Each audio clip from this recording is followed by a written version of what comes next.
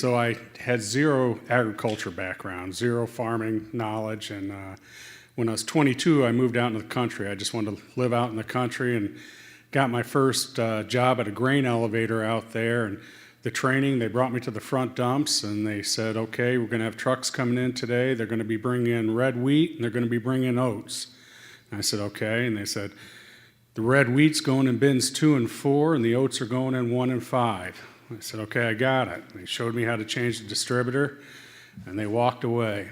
And the first truck came up and the farmer jumped out of his truck, walked to the back, opened up the tailgate and the grain started to go in the pit. And I looked at him and I said, what do you have? And he looked at me and sort of laughed. And I go, what do you have, wheat or oats? And he goes, you're kidding me. I said, no, I'm not. I have no idea what that is. So, we're here to learn from each other. Believe me, I had a lot of people that have helped me out in my last 30 years. So hopefully we have participation. We can learn from you guys. And if there's a few things, pointers we can give, to some people out there, that'd be a great day. We talked about some of the main things that when we're looking at a contractor that's, selecting a contractor, what's really important to us. We talked about safety, obviously availability to come in, get the job done, the quality, the value of the work that we believe they can do for us. Price is always going to be, something that we're going to factor into it. The financial strength of that contractor. I mean, we've been in situations before where we're halfway through a job and we had a contractor go bankrupt. And that's a tough situation to be in. Nobody wants to be in that situation. I think we've learned from our mistakes. Touch base real quick on contract terms, some things that we think are really important when you're lining up a contractor. And finally, the criteria. Do you weight different things? What should be some of the more important things you're looking when you're making that final decision? So when it comes to safety, when we're bringing in a contractor, one of the things we always want to look at is, have they had fatalities? Have they had injuries, citations? If so, how many? What's their injury rate? We want to see what kind of policies they have for their company. Do they do drug testing? What are their safety training programs? What kind of things do they put their employees to? What do they expect from their employees? Of course, we have a minimum for insurance for any contractor that comes onto our site. Subcontractors, how do they work with their subcontractors? The training, have they used these subcontractors a lot? Is it someone they use on a regular basis, someone that's new coming in? And also third-party vetting, and this is something we've started using just recently. So I'm going to turn it over to these three and let them talk about some of the things that they've been involved with the safety part of contractors. First of all, I'll take it first and go, is anybody using a third-party contractor vetting service? Any of the folks out here? You are? Not a lot of you.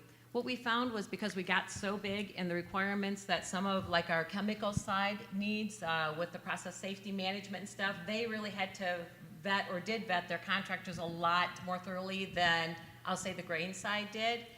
It became a full-time job for several people, so we reached out and evaluated a variety of different third-party systems to do that process for it. Now, there are some pros and cons to it, as you can imagine. The pros are it makes me look at things that I really had never looked at from a contract side because I didn't get that thoroughly involved with the process, which I am now. From our process safety management folks, it really saved them some time because we have a third party evaluating that for them, and then we can spend our time working with those contractors and helping them get them through our processes.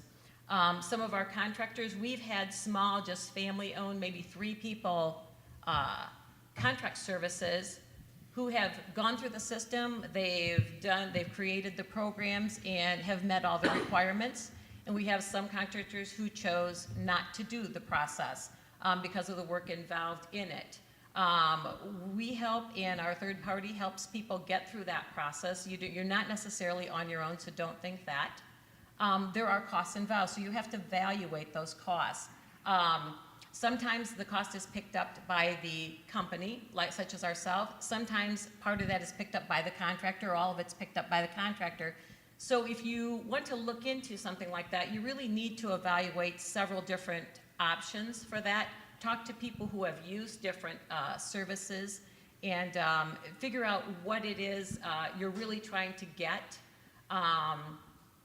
What we choose to use for some of our written programs may not be what an ADM chooses for their written programs. So there's a lot of variety of ways you can go about vetting those contractors to make sure they meet your requirements. Of course, we want them to have the same robust programs that we do. That way, when they come on site, we can pretty much be assured that they have that same safety consciousness we have, or we would hope so. But you can't always go by that. We know it's easy to check a box, right? It's easy to turn in a program and say, here you go, but does that mean I'm really following it? So in essence, then what you have to be doing is always evaluating your contractors. Be out there, be amongst them, have their morning talks with them, know what they're facing. When they're having their talk about the hazards they're facing for the day, you want to be having those same talks with them.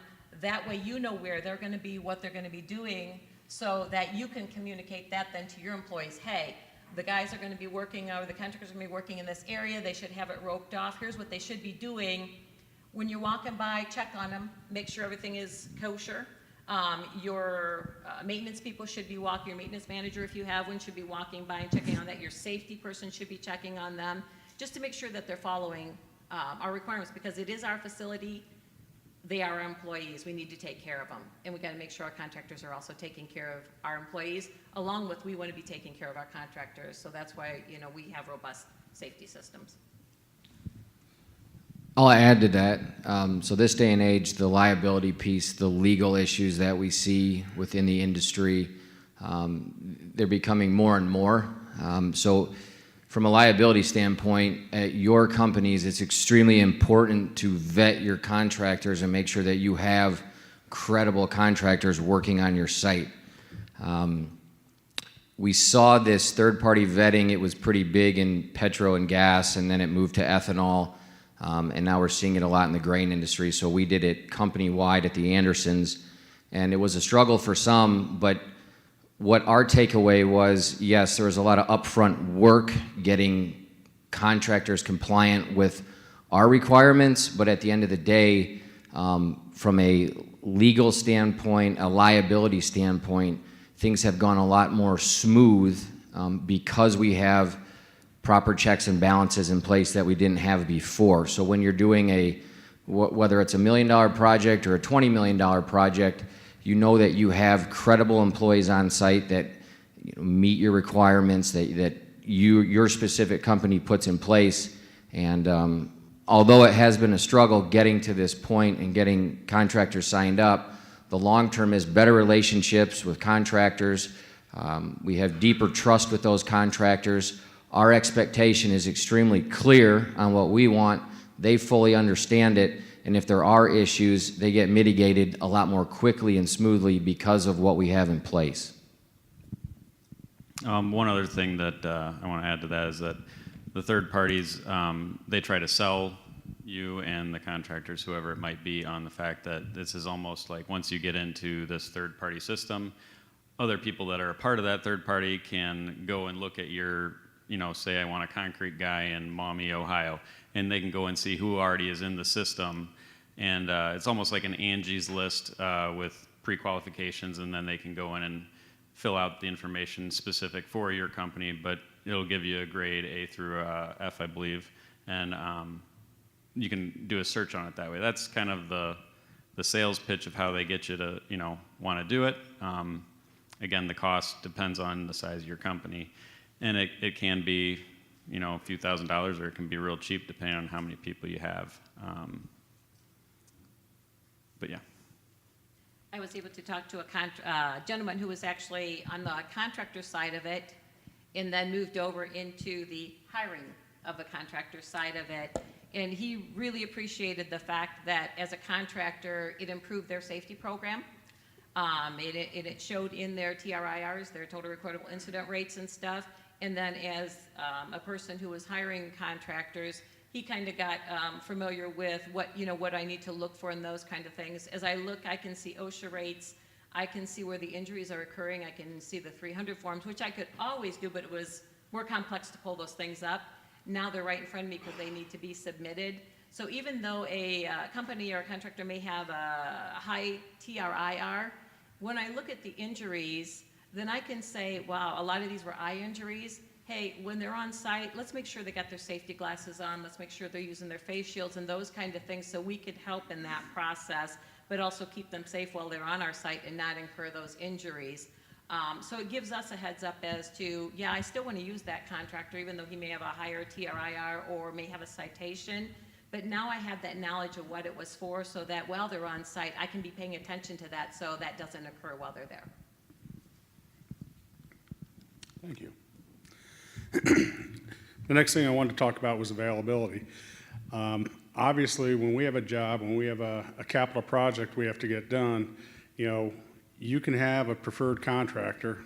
He could have the best price, but if he can't get to your facility or get your job done in the time frame, it doesn't do you any good. So that's one of the things, you know, when you're starting to talk to the contractors, I say it's something to talk to them early on in the process, because you do not want to waste a lot of your time and then find out, well, there's no way we can make it out there before August. That's our first gap. Many times when we're doing projects, we know we have a window, and our window might be from April to June, and that's when we have to get it in.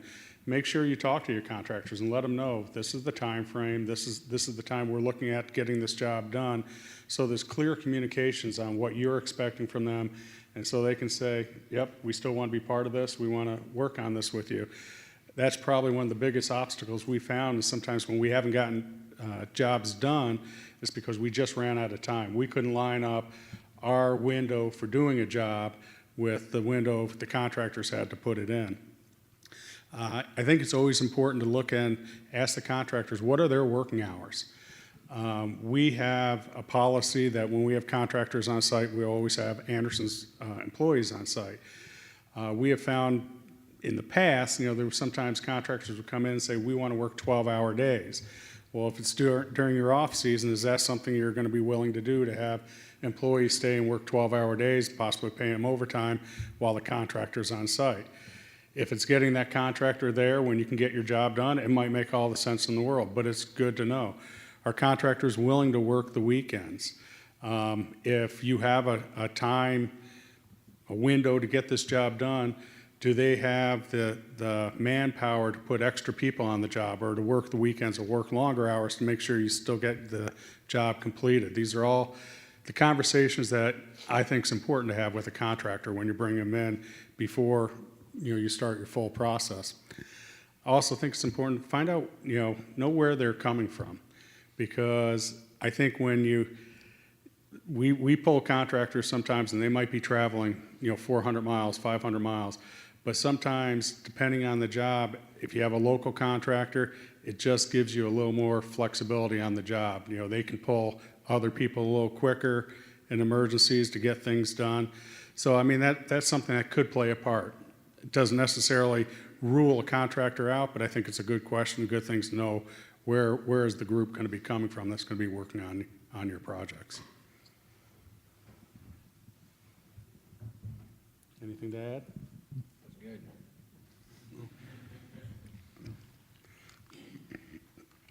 Quality and value.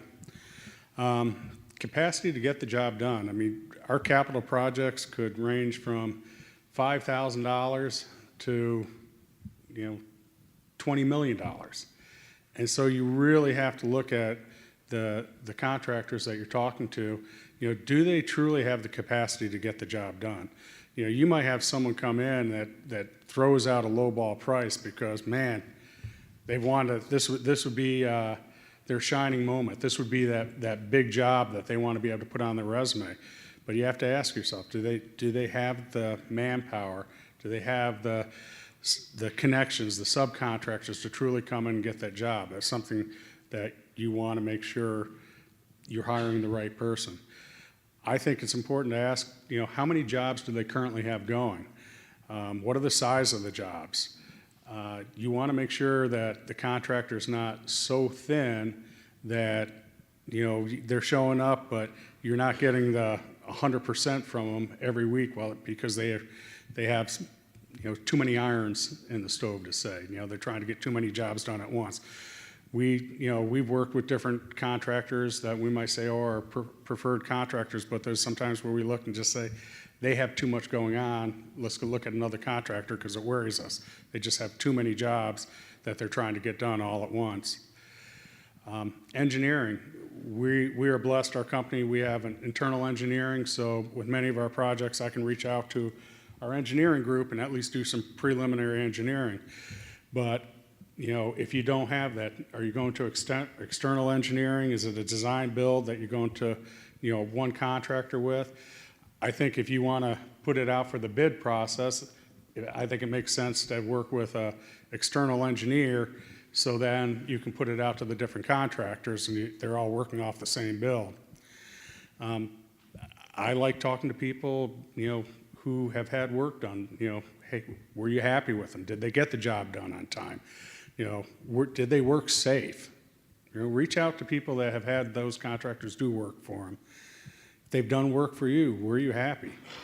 We had issues with contractors where we had safety violations on two different jobs in a row, and we realized, to hire them again and to expect that they're going to change their ways it's just silly. So we decided we're not using this contractor anymore.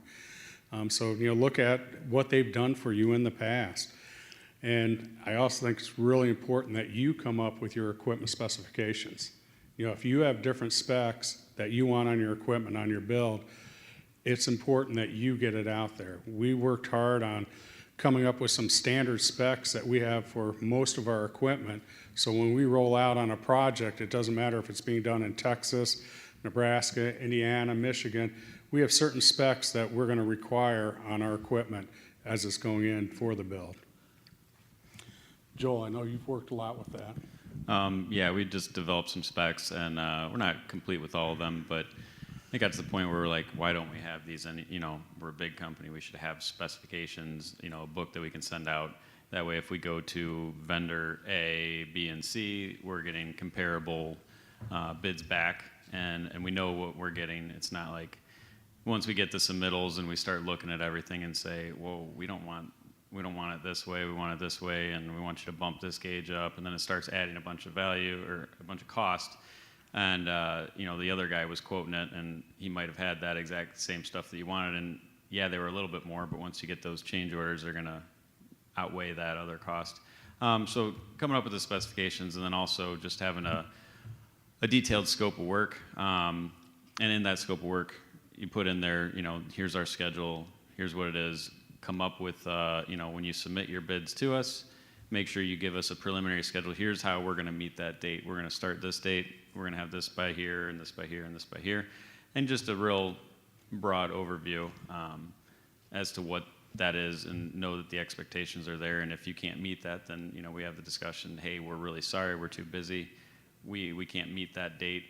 If you can let it push, we'll bid it. If you can't and it's stuck on those dates, we're going to have to decline. But that doesn't mean we don't want to work for you. We just can't do it. We're too busy at this point. Yeah. I'm just going to go briefly a little bit on that. Be thinking about, I know some of us, when we have the smaller areas and that, it's hard to find the bigger contractors to come in. And so we tend to use a lot of smaller mom and pop type of contractors, which is okay, but you want to make sure you have that devotion to them, but you want to make sure that they are keeping up on the regulations and stuff, because sometimes you find that, Joe's been my electrician for 40 years, but is he keeping up on the new regulations that are out there?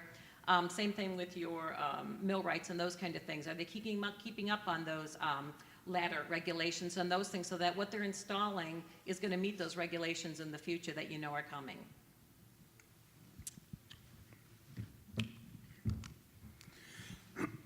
Excuse me. The capital process, obviously, that's going to be a big part. At some point we have to go back to our company and we have to ask them for money. Our capital process, we break down our capital into several different categories: safety, profit adding, profit maintaining, and the quality of life. And I'd say that basically in about that order. If we have safety issues, like when the zero entry sweeps came up, we reached out to the facility managers and said, okay, any bins that we need to get sweep augers, get it in your capital next year. We will make sure you get that money. So that's a big priority for us. Obviously, profit adding, if you've come up with an idea and you think, you can pay off this project fairly quickly, that's something that's gonna sail through the capital process much quicker in our company, I can say. Profit maintaining, obviously, over time, equipment wears out, and you have to do upgrade and you have to replace that equipment. I think we were like a lot of companies for a long time. We put a lot of Band-Aids on and got by. Steel on a reel was one of our best products, to patch holes, and we finally realized we have to catch up. And so I think we've put together a really good program making sure that we are replacing our equipment as it's needed. I'm assuming IRR models, is that something that most of you use when you're putting together a capital project? Your return on investment? Okay, that's something that, depending on the type of capital it is, we might have to have a return on investment. Sometimes we can have a project that, yeah, it's really nice, but is it really going to add something to our business? And that's a tool we use to say, is this where we should be putting our money? Competitive bids, always important to be going out, looking at different people, making sure that, even if you have a preferred contractor, are they still giving you the best price? So go out, talk to different contractors. If you're always relying on the same contractor, that one time you need to get someone else, they might not be willing to help you. You've never worked with me before. So going out, getting bids, forming good relationships with several contractors, I think, is really, really important. And then what type of contractor are you going to do? Is it an all-in? Obviously on large projects, that's the way to go. On smaller projects, sometimes it makes sense to do a time and materials type of thing, especially if it's a type of project that you're not sure what you're getting into, and you might be able to sort of pull off the hounds at any point, but let's see what we have and let's see what we're going to have to do. This time and materials make sense at certain times. So with capital, I think another piece of that is time, right? So capital projects take a lot of time. I don't know about your companies, but at the Andersons, it seems like there's a slew of people that everybody has to approve the funds, and then everybody has a question, and it just drags a project out. So when you say I can do this in 2-month time span, it ends up being 4 or 6 months. So we've learned from that and gotten a lot better. So what works for us is that we go out and we build capital plans well out in a year in advance, and then with a 3-year outlook on top of that. And that gives you really a game plan in front of you where you can itemize stuff based on need, safety, what the priority is, and you can be having the conversations with your contractors about schedule, with your vendors about supply and lead time, and it's allowed us to be more efficient with the whole entire process. And when it comes to wrecking the funds, it gives our leadership a good view of what we're looking at doing. They can question it early on, and then we've been a lot better at project completion within budget and within time because we've been more diligent and strict about the planning process, and then staying on top of it once the plan is formulated. So every month we're sitting down across our grain group looking at capital projects. We said we were going to spend this much, do it in this time frame, where are we at, updating that, and then constantly giving that view to leadership to look at. And it also holds our facilities accountable and the guys putting the plans together accountable. And I think over the last 2 years, we've been better at spending and executing capital than we've been in the last probably 10 years. And we'll get better in 2019 because 2019 plan is already in place. We're working on it and tweaking that. So giving yourself plenty of time and having the organization around it is absolutely critical. Yeah, I'll just add on to what Chris said, that the timing piece is so important. I think to a large extent, many times when we did not get capital projects done because we didn't get them started, and it was because we managed them poorly. You know, we waited too long, didn't get our pricing, didn't do enough work up front. As Chris said, we turn in, like our final capital for 2019 is all turned in first part of August. So, you know, we're already getting prices, we already know where we want to go, we're already looking at the window of when we want to do it next year, and that is something really that's probably newer to us, and it was because we found at some facilities we were missing. We were striking out sometimes to getting the projects done on a timely basis. Whoops. Another thing too is just making sure that you look at, you know, you have this much time you need to get approval on things, you have this much time you need to go out and get contracts, or maybe you're bidding out engineering. You need to give the engineers however much time they need. They might not be able to just drop what they're doing and start on your project. So figuring out, you know, each step of the whole schedule, not just, okay, we got a 2-month window, we should start a month out ahead of that. Well, you want to start as early as you possibly can. There's never an issue with, hey, we're going to go out and get the engineering and we're not going to start construction for 4 months. Oh my gosh, if that would happen, I would be so happy. But think about that, you know, give people ample time and start the process as soon as you know it's going to get going, and you're going to move forward and you're going to try and pursue those funds. As soon as you can get the funds to do engineering, get it out there ahead of the game, and that's always going to help you out. I keep following up with the engineers. They never seem to have the urgency that we have.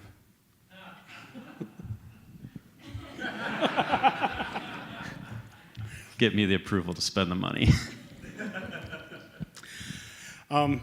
Financial strength. I mentioned this in the beginning. We have experienced getting partway through a large capital job and all of a sudden having the contractor go bankrupt on us. So this is something we really try to have zero exceptions for. You know, we have every contractor now fill out a vendor application form that basically has their financials on it. We run background checks to make sure the information that we are given is correct. We pull credit reports on the contractor. We want to make sure there's not liens out there, things that we should be aware of before we bring them in.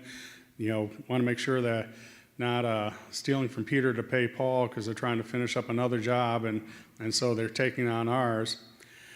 We get a financial statement. You know, we want to make sure, especially if we're talking a large capital, you know, job, we want to make sure that they have the financial backing, the money in the bank, you know, that they can pull if they need to keep the job going. Basically, it comes down to a strong equity statement. There's a few times when we have asked a contractor to get a bond, but personally, that's probably never the best route to go, because even if you have a bond secured against them, getting the company to pay out that money from the bond it's not an easy process. So really taking the time to do the financial backgrounds on a contractor, especially a large job, is something that it's time well spent. If you run into a problem, I know, Chris, you can probably talk about it. I know you dealt with that, having a contractor. Well, he worked for me too. Luckily, he got done with my project first, but.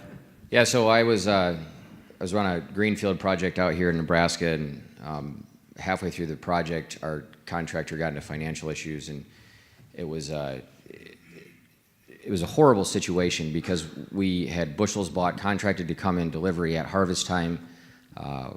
We didn't have a plan B because we've never been in a situation like that.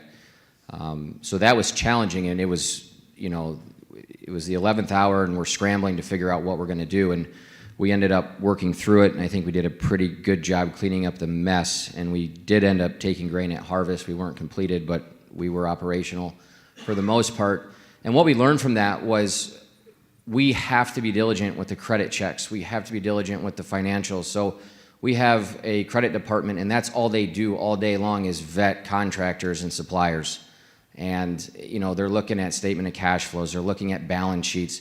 They're meeting with their banks, just getting as much information as they can financially to be comfortable with them, because we don't ever want to be in a situation like that again on any magnitude. So we've obviously learned from our mistakes, but for those of you that have a credit department that does that vetting and gives you the green light, that's awesome. For those of you that don't, one of the things that we learned, and we learned the hard way, was you have to vet that financial piece, because at the end of the day, you know, if the contractor's out of money, and we've seen it, they just pack their bags and they can disappear, and they can disappear pretty quick.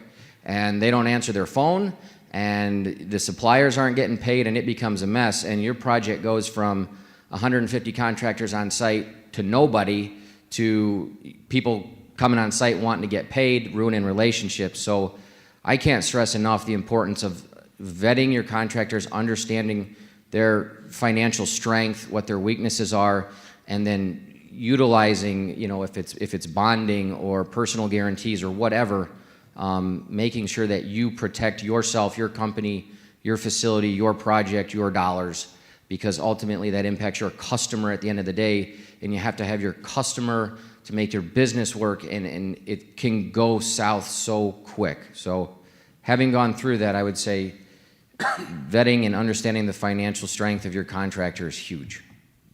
Another thing is getting final and just lien waivers for any payments. So anytime they're invoicing, they're getting at least a partial lien waiver or a full completion at the end lien waiver, and making sure that those dollars of those lien waivers match up with what they're actually billing and what's, you know, been provided to that date is always key to help just be a secondary security for you.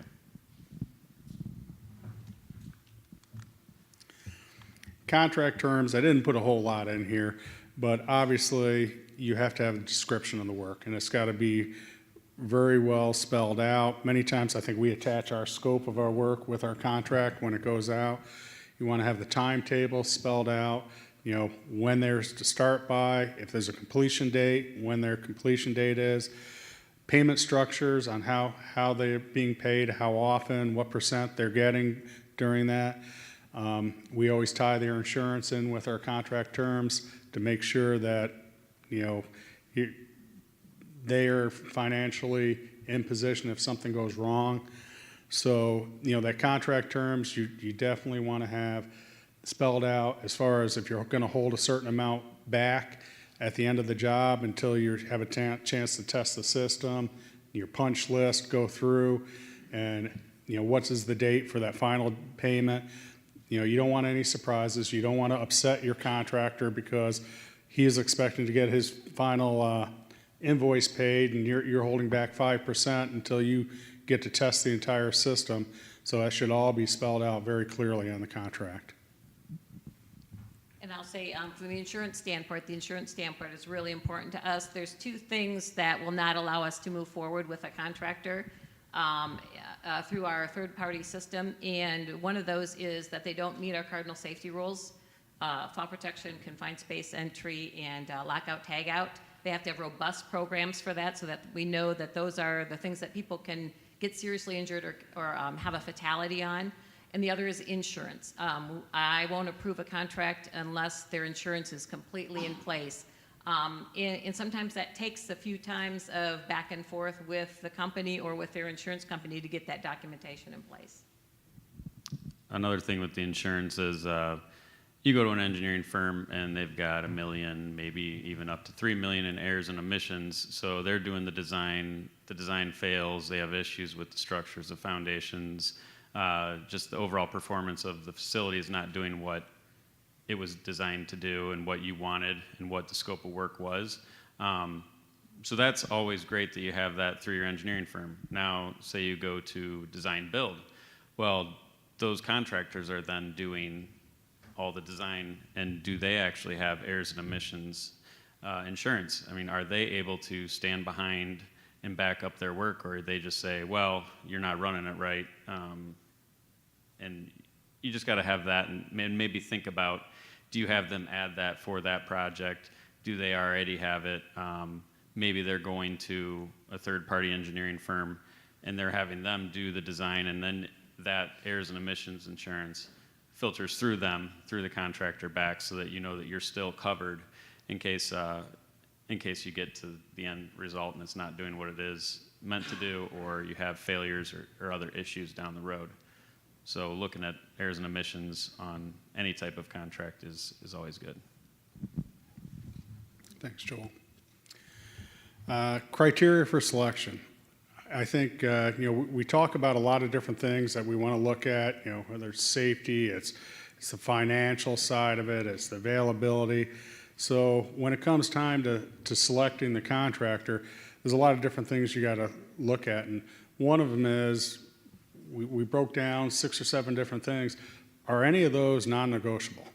Where if the contractor does not have this in place, Brenda talked about insurance, hey, if you don't meet this standard, we're sorry. You could have the best price, the best reputation in town.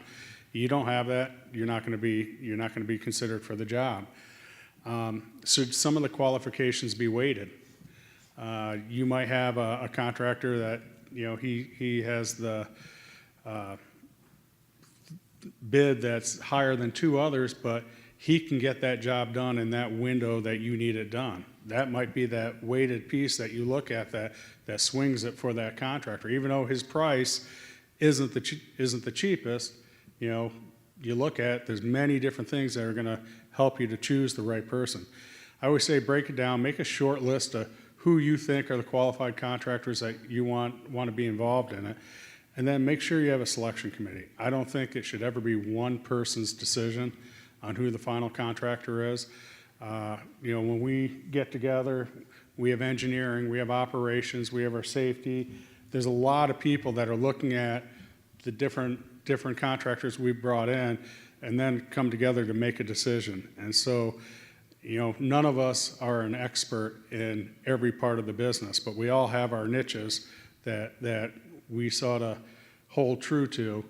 But you want to have the other people all involved, and that way you're going to make a strong decision. I don't want to make a decision and then find out afterwards, have Joel look at me and say, I would never use that engineering firm that you used. We had issues with them from years ago. Well, I didn't know. So you want to make sure you get the right people involved when making your selection. Another thing too is when you are selecting them, find out who they're bidding, on different pieces of equipment.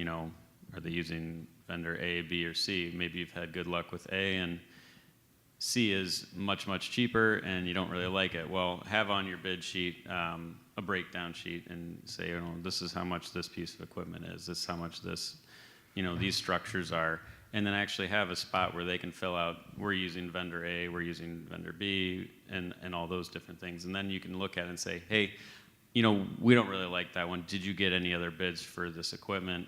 And then you can say, okay, well, what is that difference in price so that we know if we want to go with that different equipment, what's it going to cost and what's it going to change your bid?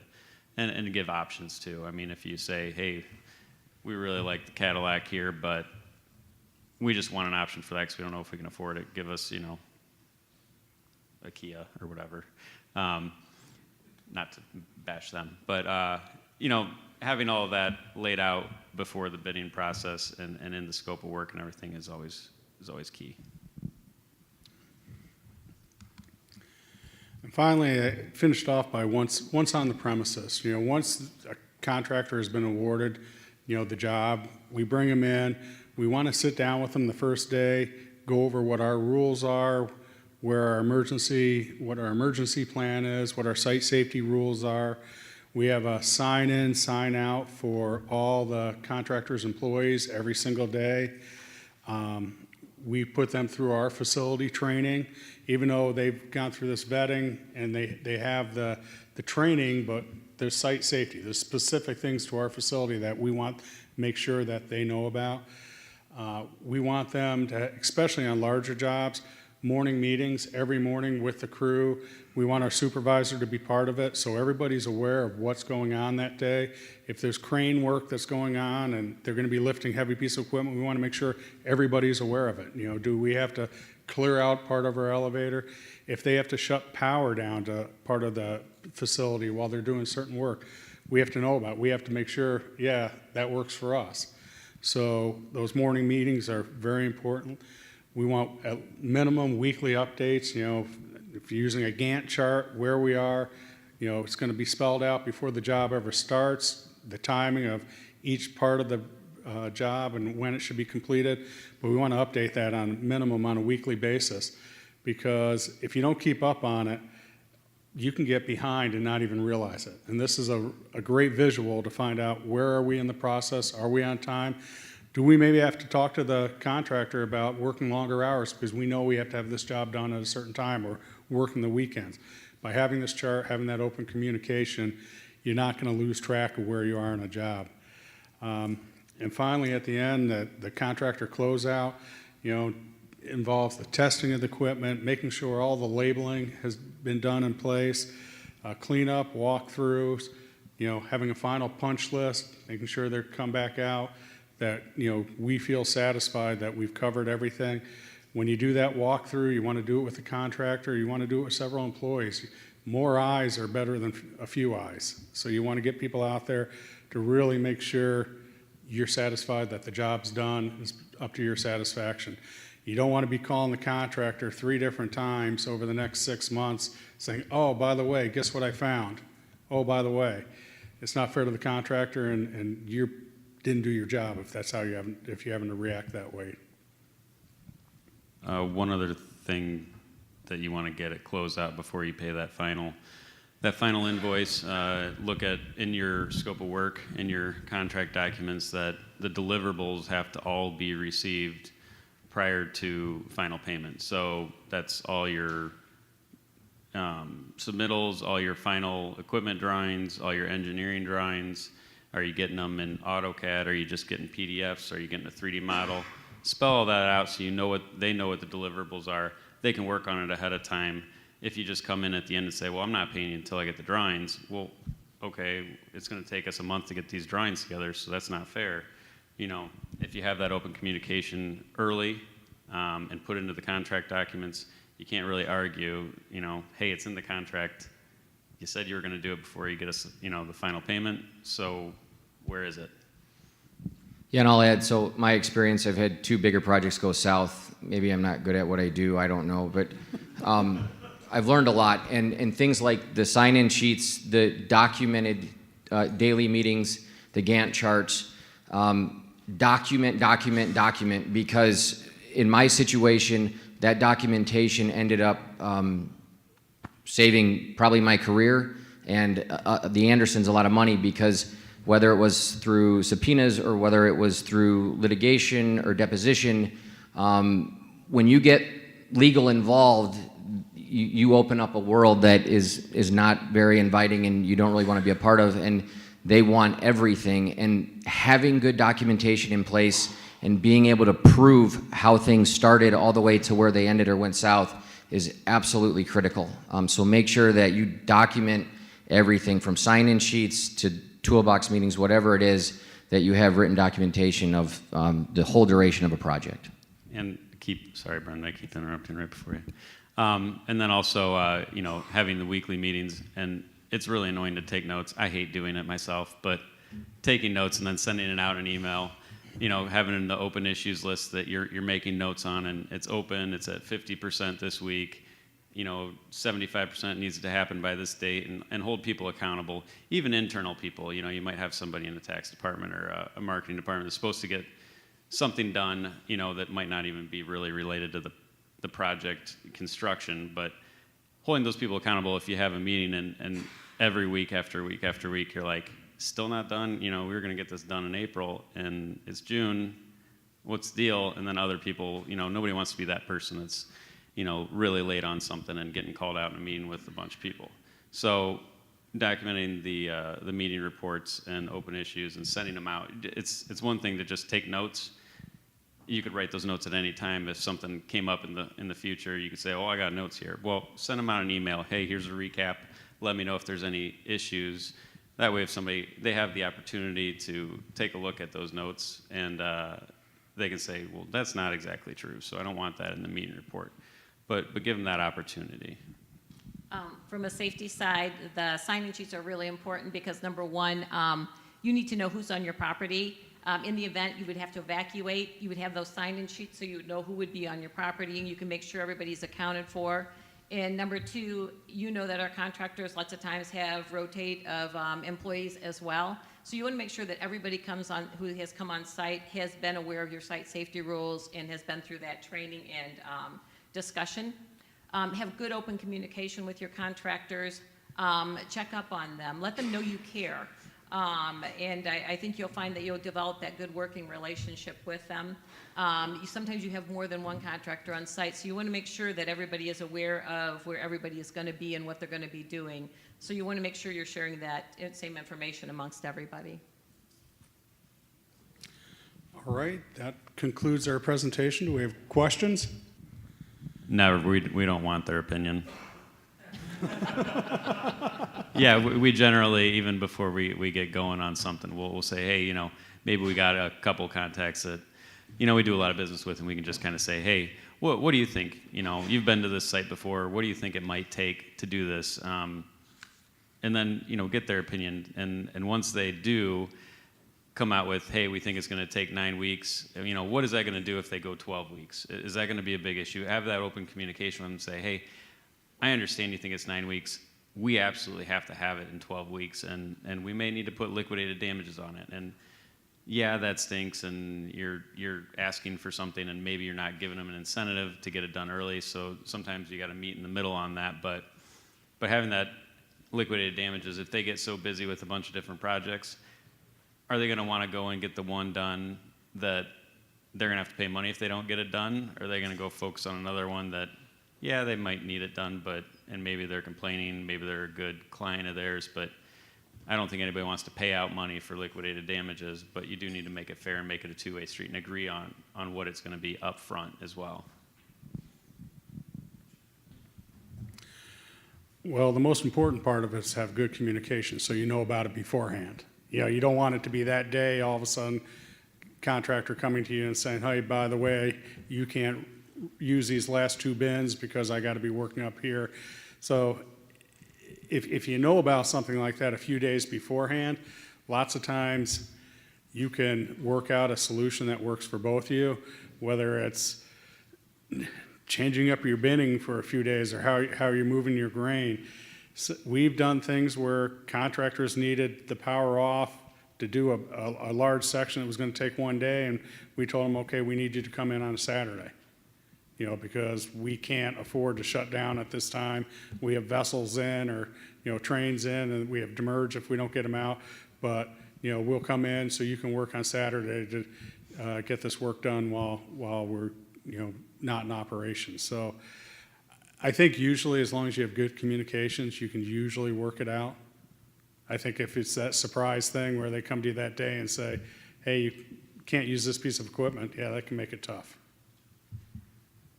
Does that answer your question? What's the second half? Yeah, I would say letting them know that, hey, we do have 3 trains, and you got to understand they may be coming at any point this week. Have some backup work if that's at all possible. So, hey, when you come in that day, if we have a train and we got a load, we'll be done by 3 o'clock. If you want to come in for a second shift, or you go work on this other area, or you do some preliminary work or something on the side, or maybe it's they have another job in close proximity and they're going to go to that one, and that day or that night before, we say, hey, you either go here or go here. If you have a lot of work going on with that contractor, you can usually jump them around, but just figuring out when we have to load the train. If it comes this day, this is what you're going to do. If it comes the next day and it's late, you get that done. If it comes in the middle of the day and you guys have already started, we understand you're going to have to finish what you're working on. Like, you got a crane out here, costs a lot of money for that crane. You don't want to just pay for it to sit there because we're loading a train. So that options of what you can do in the meantime and what you have a backup plan for is I think, key. And it might be a day-to-day basis, but you just have to let them know that that's a possibility, and then they can come up with a game plan. I'd also say sometimes the difference between something that's scheduled, if you had a scheduled capital or maintenance job versus an emergency, many times when we have something scheduled and we know there's going to be hot work that has to be done, or it's so much work, we will contact our merchandising well beforehand, and we'll say, for 4 days, the first week in June, we have to be shut down for all rail loading because of this project that we're doing. So, and on the other side, if it's an emergency fix that has to be done, at that point, I would, again, call in and say, we have to do this. This is the only way we can do it. We can't load a train tomorrow. I mean, if it comes down to that, sometimes, if you have to get something done, you have to get something done. So it depends on the size, but like Don said, we have internal engineering, so they're involved in every single thing we do. They're boots on the ground. And again, it just, what's the size, what's the scope, what's the time frame we need it done, and then do we have the ability to do it internally, or is it much safer, more cost effective to go outside with it? So it's based on project, and then it's just based on what we determine. Majority of it's done externally, but we see it start to finish. And we do have some people that used to be in Millwright, and now they work at our facility, and maybe it's installing a sweep. They've installed 15 sweeps before. This one's going to be super easy. That's the type of thing, if our maintenance is there, maybe we have somebody at a neighboring site that has that, and they can come over and help out for a day or two. Those are the types of things we do, but as far as, we're going to go erect a bin, we're not going to do that.